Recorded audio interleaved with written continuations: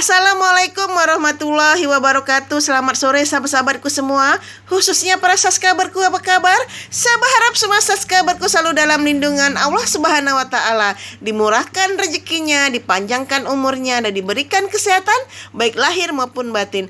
Amin amin ya robbal alamin. Dan untuk yang baru mengklik video saya ucapkan salam kenal. Nama saya Ibu Sarika. Mohon bantuannya untuk subscribe channel YouTube saya ya. Terima kasih banyak. Sore hari ini, saya ingin membawakan sebuah kisah mistis yang dialami oleh salah seorang sahabat saya bernama Nopa. Di mana Nopa ini pernah mengalami kejadian mistis pada tahun 2015 pada saat dia bekerja sebagai salah seorang security di sebuah gudang perusahaan. Karena mengalami cerita mistis ini yang sering berulang-ulang, akhirnya Nopa ini mengundurkan diri dari pekerjaannya. Nah, ceritanya seperti ini. Nopa ini pada tahun 2015 itu bertugas jaga shift malam. Jadi sebagai penjaga gudang security, dia shift malam pada jam 3 sore sampai jam 12 malam. Nah, pada saat jam 10 malam dia berkeliling gudang untuk mengecek keamanan gudang perusahaan tersebut. Karena memang tugas dari seorang security, setiap 2 jam sekali dia harus berkeliling perusahaan, terutama gudang tempat penyimpanan barang-barang. Pada jam 10 malam itu, Nopa sendirian berkeliling di gudang perusahaan tersebut. Karena memang pada waktu itu yang menjaga si malam tuh ada 2 orang security.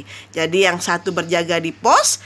Nah, si Nopa ini dapat bagian berkeliling karena memang mereka berganti-gantian setiap 2 jam sekali gitu kan. Jadi ketika Nopa berkeliling di gudang itu, dia mendengar seperti suara orang yang lagi berhubungan di sebuah gudang, di dalam gudang tersebut. Nah, karena Nopa ini merasa penasaran, awalnya dia berpikir siapa yang kurang kerjaan gitu, melakukan hal tersebut di gudang perusahaan tersebut. Ataukah mungkin karyawan di sana yang shift malam atau gimana. Jadi Nopa ini awalnya berpikir bahwa ada salah satu karyawan yang melakukan perbuatan mesum di dalam gudang tersebut. Akhirnya Nopa dengan mengendap-endap, dia menghampiri gudang tersebut. Nah, si Nopa ini mendengarkan telinganya itu di pintu gudang tersebut. Dan suara itu semakin kencang. Awalnya Nopa mau menggerebek ya, mau membuka gudang itu dan menggerebek pelakunya gitu. Tetapi kok tiba-tiba Nopa merasa tidak nyaman sendirian. Akhirnya Nopa kembali ke pos dan memanggil temannya untuk membuka gudang itu secara refleks gitu ya, biar istilahnya dijebak gitu kan, tertangkap basah gitu kan. Akhirnya Nopa kembali ke pos dan memanggil temannya yang bernama Andi itu untuk bersama dia membuka gudang tersebut. Nah, ketika Nopa dan Andi ini berjalan menuju gudang, suara itu semakin kencang, seperti orang melakukan perbuatan mesum gitu kan. Semakin kencang. Akhirnya Andi ini memang salah seorang security yang cukup berani, dan dia yang memegang semua kunci gudang itu di pinggangnya. Diambilnya lah salah satu kunci di mana mereka mendengar suara seperti orang berbuat mesum di dalam gudang tersebut. Nah, suara itu semakin kencang, semakin keras. Tetapi setelah si Andi ini dengan cepat membuka pintu gudang itu, ternyata tidak ada siapa-siapa di dalam gudang itu.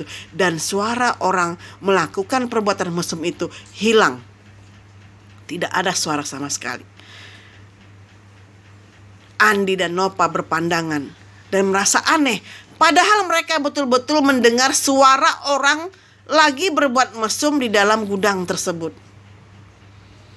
Akhirnya si Andi kembali menutup gudang tersebut. Dan ketika si Andi menutup gudang tersebut, suara orang berdesa-desa itu kembali terdengar dan semakin kencang. Akhirnya Nova dan Andi mengambil langkah 1000 untuk berlari dari gudang tersebut dan kembali ke pos. Itulah salah satu cerita mistis yang dialami oleh Nova. Selang beberapa bulan, itu Nova kembali mengalami kejadian mistis yang cukup menegangkan. Pada waktu itu, Nova ini ingin ke kamar mandi. Itu sekitar jam 9 malam gitu kan. Nah, akhirnya pas pula si Nova ini kembali si malam.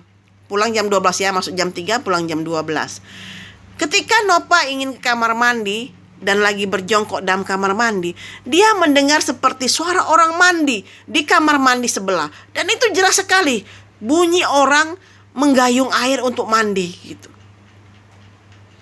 Dipikir Nova mungkin ada salah seorang karyawan yang memang mandi sebelum pulang gitu kan. Jadi si Nova ini tidak berpikiran aneh-aneh gitu. Nah, akhirnya Nova kembali ke posnya dan menceritakan hal itu kepada si Andi. Kata si Andi kaget karena menurut Andi kamar mandi di sebelah itu tidak dipakai. Sudah lama tidak dipakai, alias kosong. Jadi si Nova ini kaget. Akhirnya si Andi berkata kepada Nova kalau toilet itu sudah lama tidak digunakan alias kosong. Jadi siapakah yang mandi di dalam toilet tersebut? Memang merinding sekali. Sejak kejadian itu, akhirnya Nova jarang sekali untuk pergi ke toilet tengah malam. Dan juga apabila dia berkeliling gudang, dia minta ditemani oleh si Andi. Itulah cerita mistis saya pada sore hari ini. Terima kasih yang sudah mendengarkan cerita mistis saya. Mohon bantuannya untuk subscribe channel YouTube saya. Terima kasih. Assalamualaikum warahmatullahi wabarakatuh.